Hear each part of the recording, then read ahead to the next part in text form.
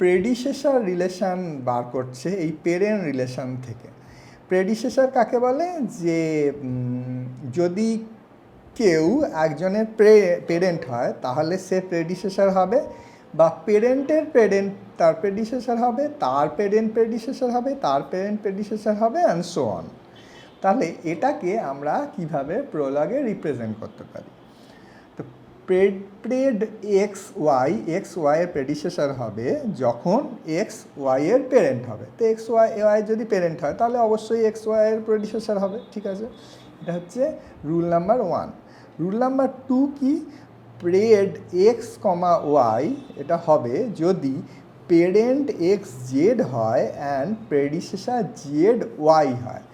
তাহলে যদি x জেডের parent হয় আর জেড ওয়াই এর প্রেডিসেসর হয় তাহলেও প্রেডিসেসর হবে। তার মানে এটা একটা রিকার্সিভ রিলেশন। তো যদি পেরেন্ট হয় তাহলে প্রেডিসেসর হবে, আবার পেরেন্টের পেরেন্ট তার পেরেন্ট তার পেরেন্ট তার পেরেন্ট সবাই এর প্রেডিসেসর হবে। তাহলে দুটো রুল দিয়েই আমরা জাস্ট একটা প্রোলগ সিস্টেম ডেভেলপ করতে পারলাম, যেটা প্রেডিসেসর রিলেশন। আমরা এবার চেক করছি প্রেড প্যাম এক্স। তাহলে অল পসিবল এক্সগুলোকে ফাইন্ড করবে, যেখানে প্যাম এক্সের প্রেডিসেসর, তাহলে এক্স ইজিক্যাল টু বব, এরকমভাবে পাওয়া গেছে। তো কীরকমভাবে কোয়ারিটা চলছে? প্রথমে চেক করছে প্রেড প্যাম এক্স। তো এখানে এই যে ফার্স্ট যে রুলটা সেটা প্রথমে ফায়ার করবে। তো সেখানে আছে pred X Y parent X Y. তাহলে তার করসপন্ডিং এই যে পেরেন্ট প্যাম এই যে এটা ফার্স্ট রুলটা হচ্ছে এখানে লেখা আছে পেরেন্ট প্যাম এক্স, এটা ফায়ার করবে। তাহলে এক্সের কোনো ভ্যালুর সঙ্গে কি ম্যাচ করছে? হ্যাঁ, এক্স ইজগাল টু বব এই ভ্যালুটার সঙ্গে ম্যাচ করছে, তাহলে এর করসপন্ডিং ইয়েস দিল। তারপর সেকেন্ড রুলটা ফায়ার করছে, যেখানে parent Pam Z Fred Z Y.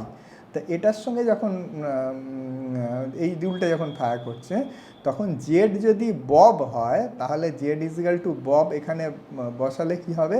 জেডের জায়গায় বব হবে, মানে বব এক্স। তা এটার করসপন্ডিং আবার প্রথম রুলটা ফায়ার করবে। প্রথম রুলটা ফায়ার করলে কি হবে? Prayed colon dash parent. তাহলে এই যে প্রেডিসেসরের জায়গায় পেরেন্ট বসবে, তাহলে পেরেন্ট বব এক্স, যেখানে এক্সের কী কী ভ্যালুর সঙ্গে ম্যাচ করবে? এক্স যদি অ্যান হয় তাহলেও ম্যাচ করবে, এক্স যদি প্যাট হয় তাহলেও ম্যাচ করবে। আবার এই যে প্রেডিসেসর রিলেশনটা, এইটা আবার সেকেন্ড রুলটা আবার ফায়ার করবে। সেকেন্ড রুলটা ফায়ার করলে কি হবে? এর প্রেডিসেসর কোলন ড্যাশ পেরেন্ট, প্রেডিসেসরের জায়গায় এই পেরেন্টটা বসলো, আর পেরেন্ট প্রেডিসেসর, যেখানে কিনা এই ফার্স্টেরটা তো বব হয়েই গেছে, আর এইটা এক্স আছে, তাহলে এক্সটা এখানে এলো, আর মাঝখানে একটা জেড আছে, মানে পেরেন্টের প্রেডিসেসরের পেরেন্ট হচ্ছে প্রেডিসেসর, যেখানে জেড ইজিক্যাল টু অ্যান হলে একটা আসে আর জেড ইজিক্যাল টু প্যাট হলে একটা আসে। তো এখানে পুরোটা দেখানো নেই, এখানে এক্স ইজিক্যাল টু বব একটাই দেখানো আছে, এখানে আরও কিছু অ্যান্সার আমরা পাবো। এবার এখানে এই যে ট্রিয়ের এই যে পার্টটা এখানে কোনোটাই ম্যাচ করছে না, সেই জন্য নো হয়ে যাচ্ছে। এই পার্টটা পুরোটা করা নেই, এটা তোমরা করবে, এটা দেখবে আরও কিছু আনসার আসতে পারে বা নাও আসতে পারে। আচ্ছা, এবার একটা প্রোলগে আমরা একটা গ্রাফকে কি করে রিপ্রেজেন্ট করব? গ্রাফকে রিপ্রেজেন্ট করার জন্য, যেমন ধরো এইটা একটা গ্রাফ আছে বা এটা একটা গ্রাফ আছে, যেখানে এ বি সি ডি চারখানা নোড রয়েছে, কিছু এজ আছে, এখানে এফ আর জি দুটো নোড রয়েছে। তো এই দুটো টোটাল একটা ধরো গ্রাফ। তো আমরা এজ বলে একটা রিলেশন বানাচ্ছি, সেই রিলেশনগুলো দিয়ে রিপ্রেজেন্ট করছি যে কোনটার সঙ্গে কোনটা এজ দিয়ে কানেক্টেড, কোন নোডের সঙ্গে কোনটা, সেটা জাস্ট এখানে লেখা রয়েছে। তো এজ এ বি এরকমভাবে প্রত্যেকটা এজ রিলেশনগুলো লেখা আছে। এবার এই এজ থেকে শুধু এজ থাকলেই হবে না, আমাদের কোন নোডের সঙ্গে কোন নোডটা কানেক্টেড সেটাও দেখতে হবে। তো এই যে ফ্যাক্টগুলোর জন্য আমরা কিছু রুল ডেভেলপ করলাম, এখানে কানেক্টেড বলে একটা রুল রয়েছে। তো কানেক্টেড N1 N2 সঙ্গে কানেক্টেড হবে যদি N1 থেকে N2 পর্যন্ত একটা এজ থাকে। তাহলে দুটো নোডের মধ্যে যদি একটা এজ থাকে তাহলে তারা কানেক্টেড হবে। আবার দুটো নোডের মধ্যে যদি ডাইরেক্ট কোনো এজ না থাকে কিন্তু দুটো নোডের মধ্যে এমন কোনো একটা এজ থাকে যেটা ওই থার্ড নোডের সঙ্গে কানেক্টেড, তাহলেও কিন্তু আমরা কানেক্টেড বলবো। তাহলে দুটো রুলকে দিয়ে আমরা পুরো সিস্টেমটাকে ডেভেলপ করছি। কি করছি? কানেক্টেড N1 N2 এটা হবে যদি এজ N1 থেকে N3 পর্যন্ত একটা এজ থাকে আর N3 আর N2 কানেক্টেড থাকে, তাহলেও আমরা বলবো যে N1 আর N2 কানেক্টেড। তো এই দুটো রুলকে আমরা ইউজ করব। কানেক্টেড এ আর ডি, কানেক্টেড এ আর ডি এর মধ্যে কোনো ডাইরেক্ট এজ নেই, তাহলে ফার্স্ট রুলটা ফায়ার করবে, ফার্স্ট রুলটায় কিছু পাবে না। সেকেন্ড রুলটা ফায়ার করবে কানেক্টেড এ কমা বি আর কানেক্টেড বি কমা ডি, এই যে ভ্যালুগুলোর সঙ্গে এটা ম্যাচ করবে করে এজ বিডি পাবে, তাহলে তার করসপন্ডিং আনসার হবে ইয়েস। আচ্ছা, এইবারেতে আমরা ওই কানেক্টেডটাকে আবার একটা অন্যভাবে লিখছি। তো কানেক্টেড রিলেশনটাকে আগে যেমন দুটো রুল দিয়ে লেখা হয়েছিল, এখনও দুটো রুল দিয়ে লেখা হবে, কিন্তু একটু অন্যভাবে লেখা হবে। তো কানেক্টেড এন কমা এন, একটা নোড সে নিজের সঙ্গে অবশ্যই কানেক্টেড, তো কানেক্টেড এন কমা এন। আর সেকেন্ডটা লেখা আছে কানেক্টেড N1 কমা N2 কোলন ড্যাশ, আগের মতোই age N1 comma N3 are connected N3 comma N2। তো সেকেন্ড যে রুলটা রয়েছে সেই সেকেন্ড রুলটা আগের মতোই, কিন্তু ফার্স্ট যে রুলটা আছে সেটা একটু চেঞ্জ করা হয়েছে। তো এখানে কি করা হয়েছে, এখানে অ্যাকচুয়ালি একটা স্টেপ বেশি ঘুরবে। হ্যাঁ, তো সেটা এই ট্রি স্ট্রাকচারে দেখানো হয়েছে যে কিভাবে হবে। তো এখানে একটা স্টেপ এই এই এমন নোট পর্যন্ত, এমন স্টেপ পর্যন্ত আসবে যেখানে এই দুটো নোট সেম হয়ে যাবে, তো সেটা পর্যন্ত আসবে, যার জন্য একটা স্টেপ বেশি ঘুরবে। এখানে দেখো এই যে কানেক্টেড ডি কমা ডি এই পর্যন্ত চলে এসে ইয়েস হয়েছে।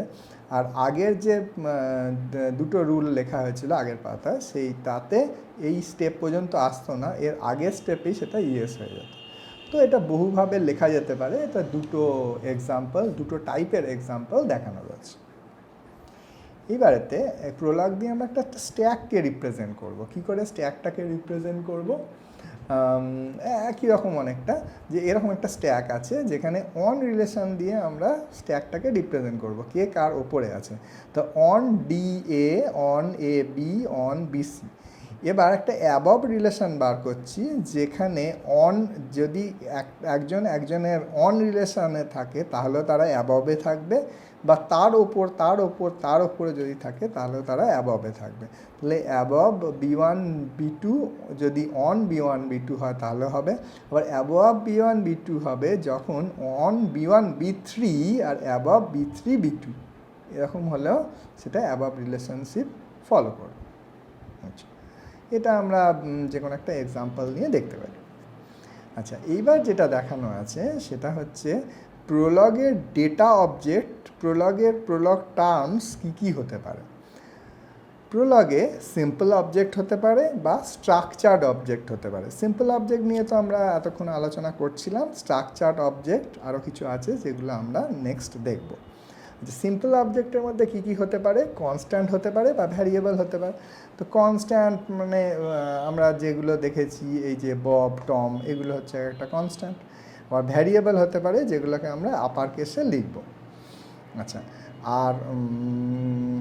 আর কি হতে পারে, স্ট্রাকচার্ড অবজেক্টের মধ্যে স্ট্রাকচার আর লিস্ট হতে পারে, যেগুলো আমরা দেখব যে কীরকম হয়। যেমন আমরা সিতে দেখেছি স্ট্রাকচার দেখেছি, সেরকম টাইপেরই কোনো একটা জিনিস থাকবে এখানে প্রোলগে, যেটা একটা স্ট্রাকচার হবে এবং লিস্টও হবে এরকম টাইপের।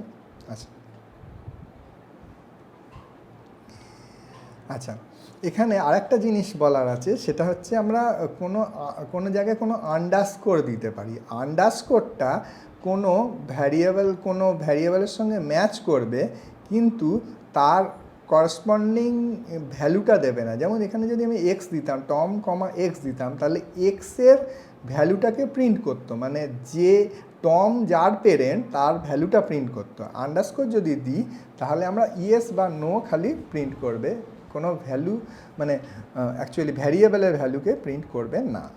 এটা একটা নতুন জিনিস।